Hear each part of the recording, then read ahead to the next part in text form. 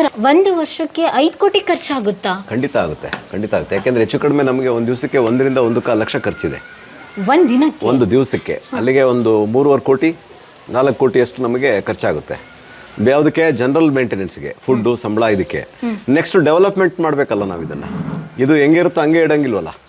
ಹೊಸ ಹೊಸ ಮನೆ ಕಟ್ಟಬೇಕು, ಹೊಸ ಹೊಸ ಪ್ರಾಣಿ ತರಬೇಕು, ಹೊಸ ರಸ್ತೆಗಳು, ಮತ್ತು ಪ್ರವಾಸಿಗರಿಗೆ ತುಂಬ ಅನುಕೂಲತೆ ಮಾಡಿಕೊಡ್ಬೇಕು. ಈಗ ನೋಡಿ, ನಾವು ಸ್ಟಾರ್ಟಿಂಗ್ ಬಂದಾಗ ಇಲ್ಲಿ ಕುಡಿಯೋ ನೀರಿಗೆ ಕೂಡ ತಾಪತ್ರಯ ಇತ್ತು. ಈಗ ನಿಮಗೆ ಒಂದು 3-4 ಕಡೆಗೆ RO ವಾಟರ್ ಸಿಗುತ್ತೆ, ಶುದ್ಧವಾದ ನೀರು ಸಿಗುತ್ತೆ. ನಿಮ್ಮ ಬಿಸ್ಲರಿ ನೀರಿಗಿಂತಲೂ ಚೆನ್ನಾಗಿದೆ RO ನೀರು ಕುಡಿಯೋಕ್ಕಿದೆ. ಮತ್ತು ಎವ್ರಿ 400 ಮೀಟ್ರಿಗೆ ಒಂದು ಸುಸಜ್ಜಿತವಾದ ಶೌಚಾಲಯ ನಿರ್ಮಾಣ ಆಗಿದೆ. ನೀವು ಒಂದ್ಸತಿ ನಮ್ಮದು ಶೌಚಾಲಯ ನೋಡಿದ್ರೆ ಗೊತ್ತಾಗುತ್ತೆ ಅದು ಹೆಂಗೆ ಮೇಂಟೈನ್ ಮಾಡ್ತಾರೆ ಅಂತೇಳಿ. ಅಷ್ಟು ನೀಟಾಗಿ ಇಟ್ಟಿದ್ದಾರೆ.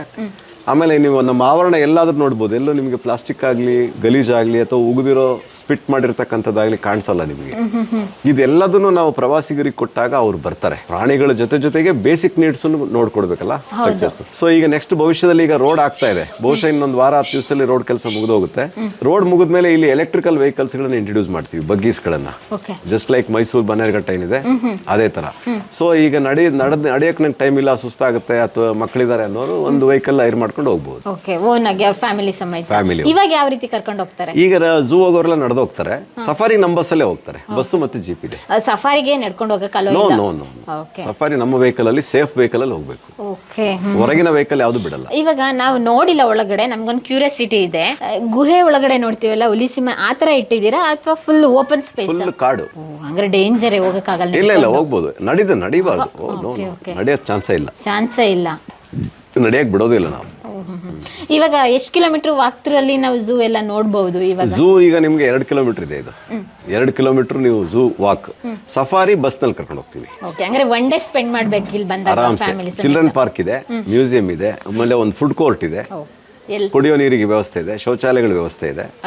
ಸೊ ಈಗ ಸ್ವಲ್ಪ ಬಿಸಿಲುಗಾಲ ಆಗಿರೋದ್ರಿಂದ ಸ್ವಲ್ಪ ಡ್ರೈ ಅನ್ಸುತ್ತೆ ಅಷ್ಟೇ. ಅದರ್ವೈಸ್ ಒಂದು ಮಳೆ ಬಿದ್ರೆ ಇದು ನೋಡ್ಬೇಕು, ಇದ್ರ ಅಂದ ಅಷ್ಟು ಚೆನ್ನಾಗುತ್ತೆ, ಲಶ್ ಗ್ರೀನ್ ಆಗುತ್ತೆ. ಇವಾಗ್ಲೇ ತುಂಬಾ ಚೆನ್ನಾಗಿ ಕಾಣಿಸ್ತಿದೆ.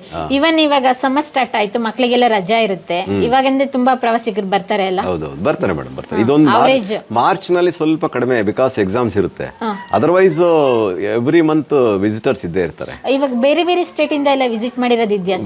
ಬೇರೆ ಬೇರೆ ದೇಶಗಳಿಂದ ಬರ್ತಾರೆ, ವಿದೇಶಿಯರು ಕೂಡ ಇಲ್ಲಿಗೆ ಬರ್ತಾರೆ. ಆಮೇಲೆ ಒಂದು ಲಾಜಿಕ್ ಏನಂದ್ರೆ, ಒಂದು ಝೂಗೆ ಒಂದ್ಸಲಿ ಬಂದವರು ಮತ್ತೆ ಬಂದ್ರೆ ಅದು ಸಕ್ಸಸ್ ಆಯ್ತು ಅಂತ. ಒಂದು ವಿಸಿಟ್ ಆಗಬಾರ್ದು ಅವ್ರದ್ದು. ಒಂದು ವಿಸಿಟ್ ಆಗಿ ನೆಕ್ಸ್ಟ್ ಮತ್ತೆ ಬರ್ಬೇಕು ನಾನು ಅಂತ ಆತನಿಗೆ ಅನ್ನಿಸ್ಬೇಕು. ಹಂಗೆ ನಾವು ಇಲ್ಲಿ ಮೇಂಟೈನ್ ಮಾಡಬೇಕು. ಹೌದು, ಆ ಥರ ಅನಿಸಿ ಆತ ಬಂದ್ರೆ ಇದು ಸಕ್ಸಸ್ ಕಡೆಗೆ ಹೋಗ್ತಾ ಇದೆ ಝೂ ಅಂತ.